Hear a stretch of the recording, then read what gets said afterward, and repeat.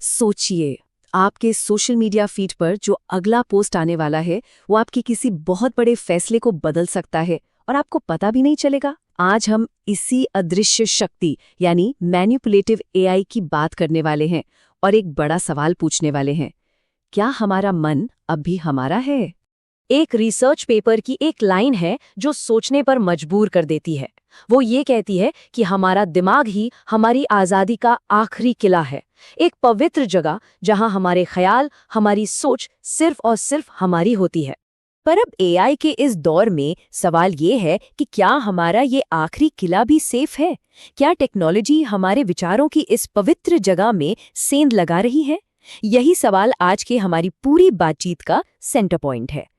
तो चलिए सबसे पहले ये समझते हैं कि जब हम कहते हैं मन की आखिरी शरण स्थली, तो आज के दौर में इसका मतलब क्या है और इसे बचाने के लिए किस नए अधिकार की बात हो रही है।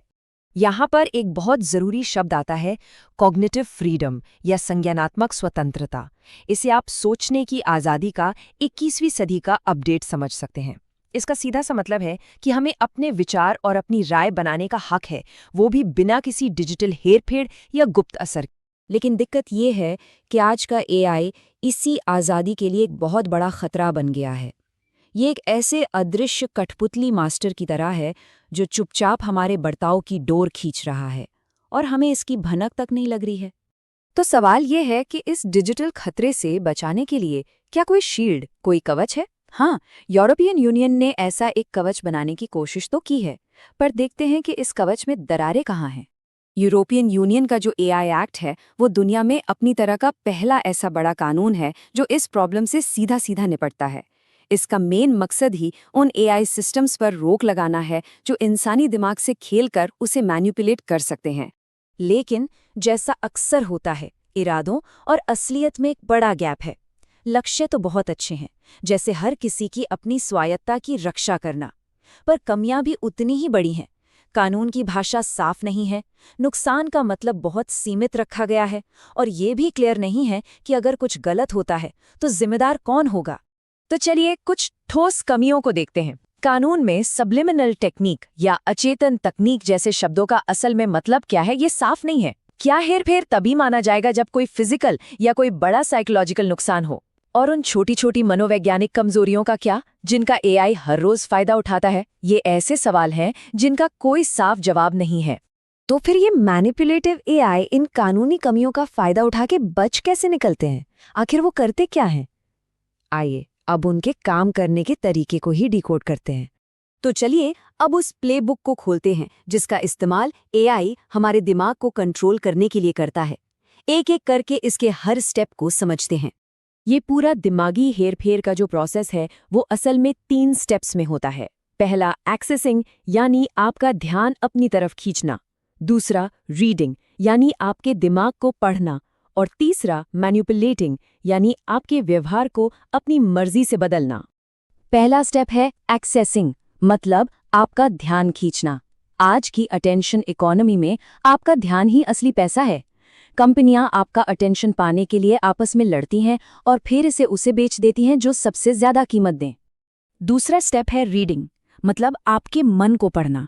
एक बार जब उनका ध्यान आप पर आ जाता है तो आपका हर क्लिक, हर लाइक, हर शेयर सब कुछ रिकॉर्ड होता है और इसी डेटा से वो आपकी एक तरह की डिजिटल कुंडली बना लेते हैं।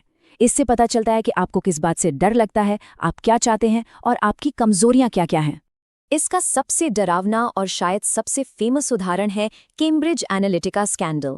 सोचिए, उन्होंने लाखों फेसबुक यूजर्स के सिर्फ लाइक्स को एनालाइज करके उनकी पूरी साइकोलॉजिकल प्रोफाइल बना डाली। और फिर क्या किया? इस जानकारी का इस्तेमाल उन वोटर्स को टारगेट करने के लिए किया जो कंफ्यूज थे।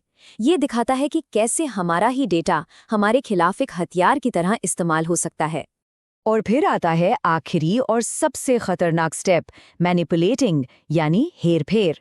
जब आपकी प्रोफाइल तैयार हो जाती है तो एआई डार्क पैटर्न्स मतलब भ्रामक डिजाइन और हाइपर नज जैसी तकनीकों का इस्तेमाल करता है। मतलब आपको धीरे धीरे एक खास दिशा में धकेला जाता है और इसका मकसद बस एक है, आपके फैसलों को बदलना, वो भी बिना आपको पता चले। जैसा कि इस रिसर्च में कहा गया है, ये तकनीकें जानबूझकर हमारी उन दिमागी कमजोरियों का फायदा उठाती हैं जो हम सब में होती हैं। ये हमारे दिमाग के शॉर्टकट्स को एक तरह से हैक कर लेती हैं, ताकि हमें उस रास्ते पर ले जा सकें जो वो चाहते हैं, ना कि जो हम चाहते हैं। तो प्रॉब्लम तो साफ है और काफी सीरियस भी है, पर क्या इसका कोई हल है?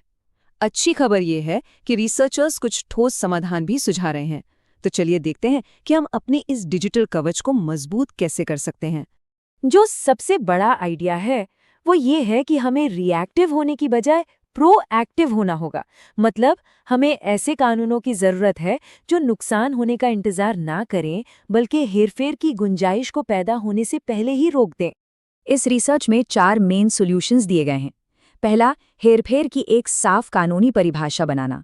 दूसरा, हर एआई सिस्टम के लिए एक कॉग्निटिव इम्पैक्ट असेसमेंट को जरूरी करना। तीसरा, एक आज़ाद कमेटी बनाकर लगातार निगरानी रखना। और चौथा, एआई के फैसलों का रियल टाइम ऑडिट हो ताकि पता रहे कि वो क्या और क्यों कर रहा है। इन सुझावों में जो सबसे दमदार आइडिया है वो है कॉग्निटिव इम्पैक्ट असेसमेंट, यानी CIA। इसे ऐसे समझिए, जैसे किसी भी दवा को मार्केट में लाने से पहले उसकी सेफ्टी की जांच होती है, ठीक वैसे ही हर AI को लॉन्च करने से पहले ये चेक किया जाए कि कहीं ये लोगों के लिए मानसिक तौर पर हानिकारक या मैनिपुलेटिव तो नहीं है। तो ये सारी बातें हमें एक बहुत ही बड़े और ज़रूरी सवाल पर लाकर खड़ा कर देती हैं। तो आखिर में सवाल यही बचता है, जैसे जैसे एआई हमारी ज़िंदगी का एक अटूट हिस्सा बनता जा रहा है, हम अपनी सबसे कीमती चीज़ यानी आज़ादी से सोचने की क्षमता को कैसे बचाएंगे? और ये सवाल सिर्फ टेक्नोलॉजी बनाने वालों या सरकार के लिए नहीं है, ये हम सबके लिए है। क्योंकि जिस दिन हमने खुद सोचना बंद कर दिया, शायद उसी दिन हम असल में अपनी आज़ादी खो देंगे।